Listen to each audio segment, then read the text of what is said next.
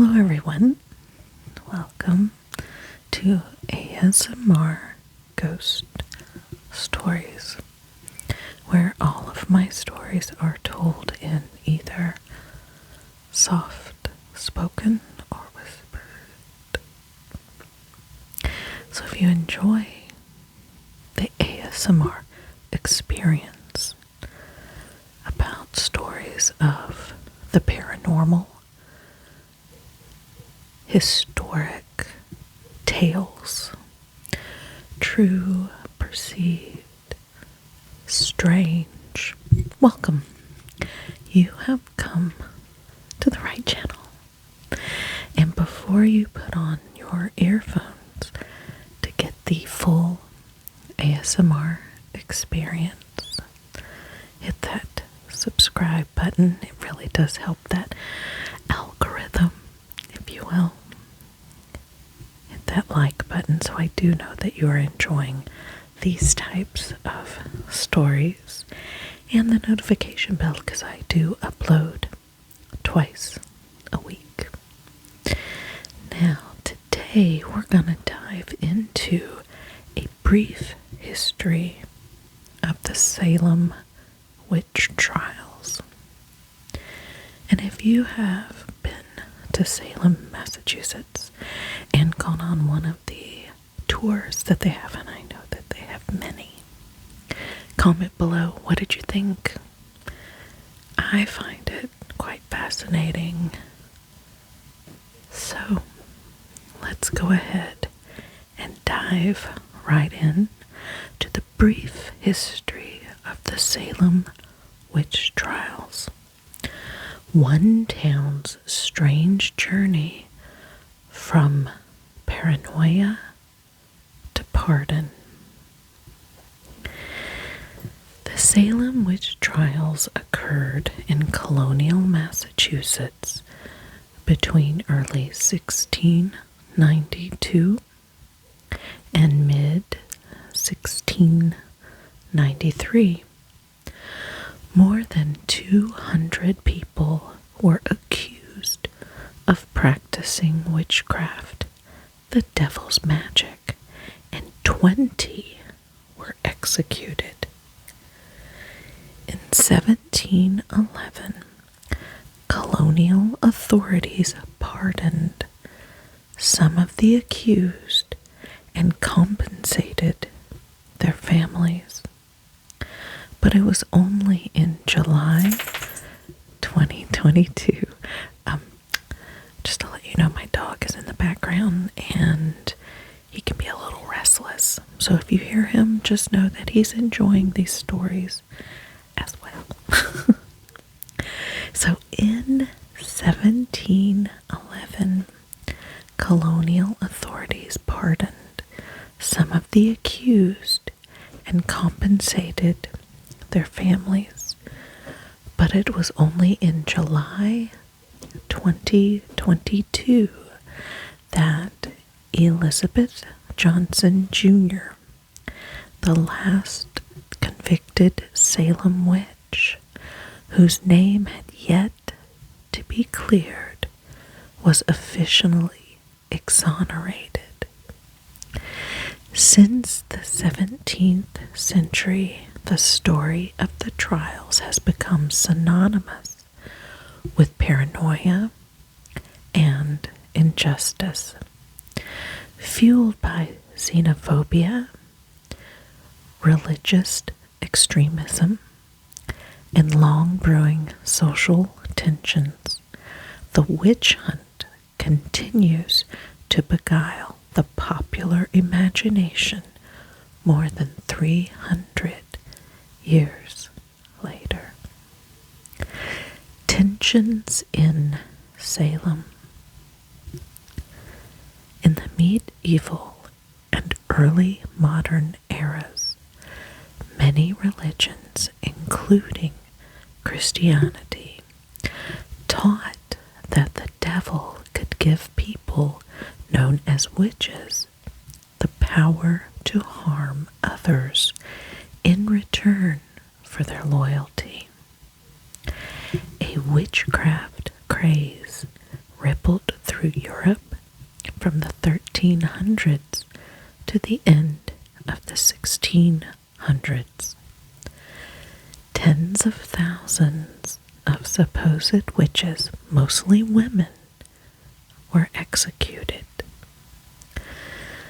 Though the Salem trials took place just as the European craze was winding down, local circumstances explain their onset.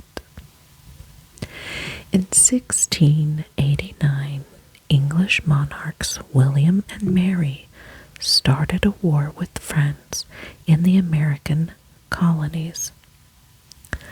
Known as King William's War to colonists, the conflict ravaged regions of upstate New York, Nova Scotia, and Quebec, sending refugees into the county of Essex, and specifically Salem Village in the Massachusetts Bay Colony. Salem Village is present-day Danvers, Massachusetts. Colonial Salem town became what's now Salem. The displaced people placed a strain on Salem's resources, aggravating the existing rivalry between families with ties to the wealthy of the port of Salem and those who still depended on agriculture.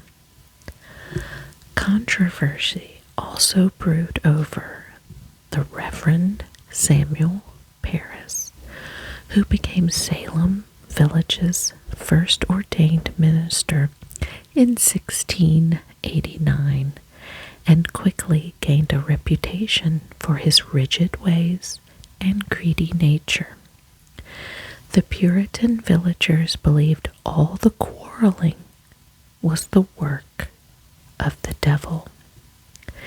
In January 1692, Parris's daughter Elizabeth, or Betty, age 9, and niece Abigail Williams, age 11, started having fits.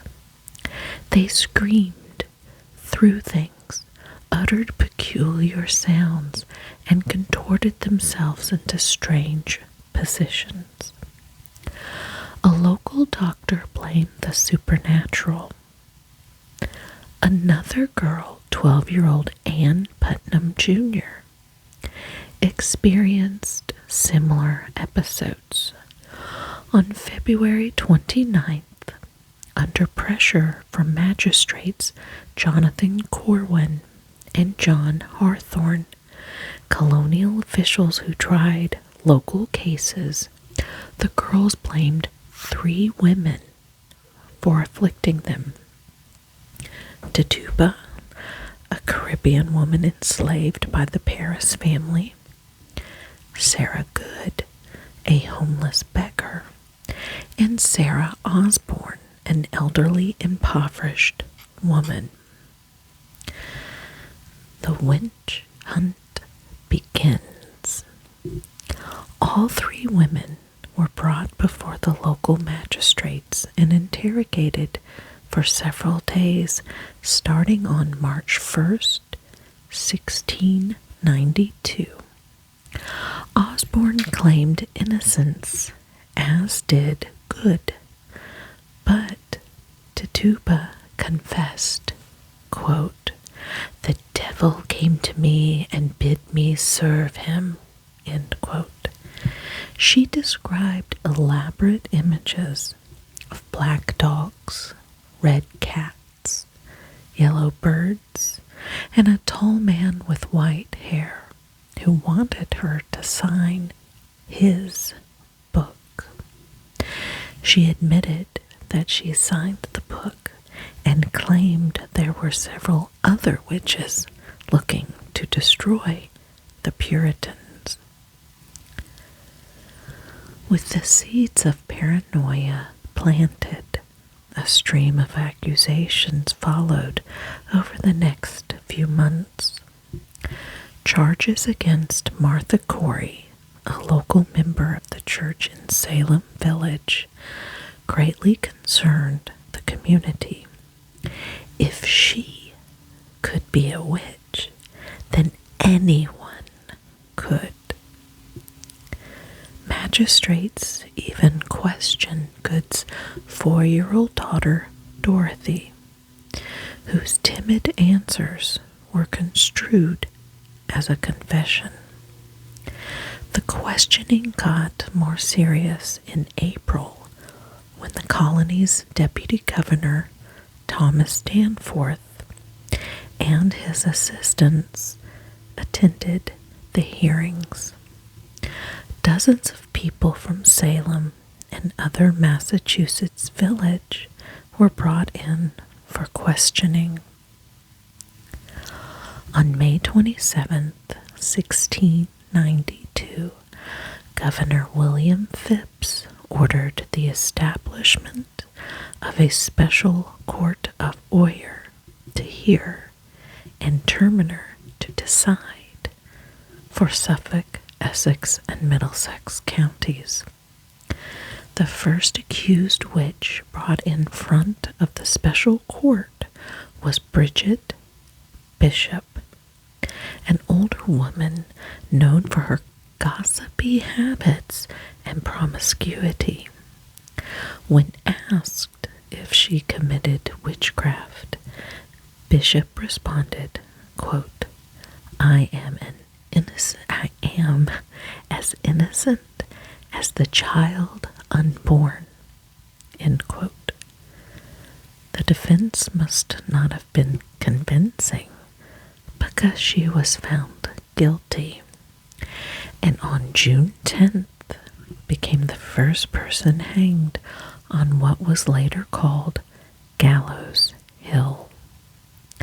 Just a few days after the court was established, respected minister Cotton Mather wrote a letter imploring the court not to allow spectral evidence, testimony about dreams and visions.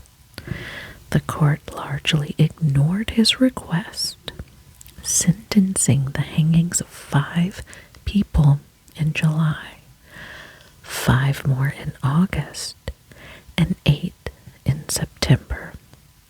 On October 3rd, following in his son Cotton's footsteps, Increase Mather, then president of Harvard, denounced the use of spectral evidence, quoting, "It were better that 10 suspected witches should escape than one innocent person be condemned," end quote. Phips, in response to these pleas and his own wife's questioning as a suspected witch, prohibited further arrests and released many accused witches.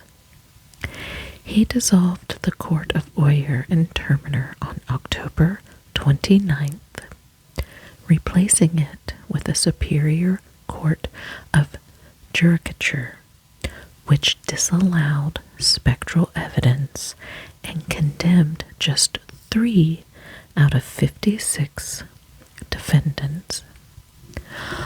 By May 1693, Phips had pardoned all those imprisoned on witchcraft charges, but the damage already was done. 19 men and women had been hanged on Gallows Hill.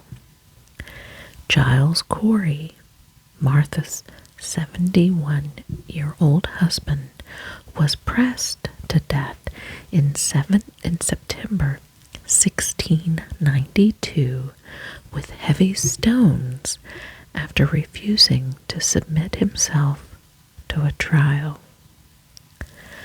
At least 5 of the accused were unalived in jail. Even animals fell victim to the mass hysteria with colonists in Andover and Salem Village unaliving 2 dogs believed to be linked to the devil. Restoring good names. In the years following the trials and executions, some involved, like Judge Samuel Sewall and accuser Ann Putnam, publicly confessed error and guilt. On January the 14th, 1697, Massachusetts General Court ordered a day of fasting and soul-searching over the tragedy of Salem. In 1702, the court declared the trials unlawful, and in 1711, the colony passed a bill restoring the rights and good names of many of the accused, as well as granting a total of £600 in restitution to their heirs. But it wasn't until 1957, more than 250 years later, that Massachusetts formally apologized for the events of 1692. Johnson, the accused woman exonerated in July of 2022, was left out of the 1957 resolution for reasons unknown, but received an official pardon after a successful lobbying campaign by a class of 8th grade civics students. In the 20th century, artists and scientists alike continued to be fascinated by the Salem witch trials. Playwright Arthur Miller resurrected the tale with his 1953 play, The Crucible, using the trials as an allegory for the anti-communist McCarthyism then sweeping the country. Scholars offered up competing explanations for the strange behavior that occurred in Salem, with scientists seeking a medical cause for the accuser's afflictions, and historians more often grounding their theories in the community's tense socio-political environment. An early hypothesis, now viewed as fringe, especially in historical circles, according to Vox, posted, I think, that the accusers suffered from ergotism, a condition caused by eating foods contaminated with the fungus ergot. Symptoms include muscle spasms, vomiting, delusions, and hallucinations. Other theories emphasize a combination of church politics, family feuds, and hysterical children, all of which unfolded in a vacuum of political authority, as Encyclopedia Britannica notes. Ultimately, the causes of the witch hunt remain subject to much debate. In August of 1992, to mark the 300th anniversary of the trials, Nobel laureate Elie Wiesel dedicated the Witch Trials Memorial in Salem. Also in Salem, the Peabody Essex Museum, which houses the original court documents mounted an exhibition reckoning with the Reclaiming the Tragedy in late 2021 and early 2022. Finally, the town's most visited attraction, the Salem Witch Museum, attests to the public's enduring enthrallment with the 17th century hysteria. And that concludes today's episode. I hope you enjoyed, and if so, hit that subscribe button. And if you do like stories like this, hit the like button. It does let me know. And comment below, what are your thoughts? Have you visited Salem? Have you seen the markers or historical places that these trials took place? What are your thoughts? What were your feelings on that? I would love to know. And if you have your own story that you would like read on a future video, you can comment below with your story or a link to a story that you would like read, or email me. My email is in the description box. So until then, stay just a little bit scared.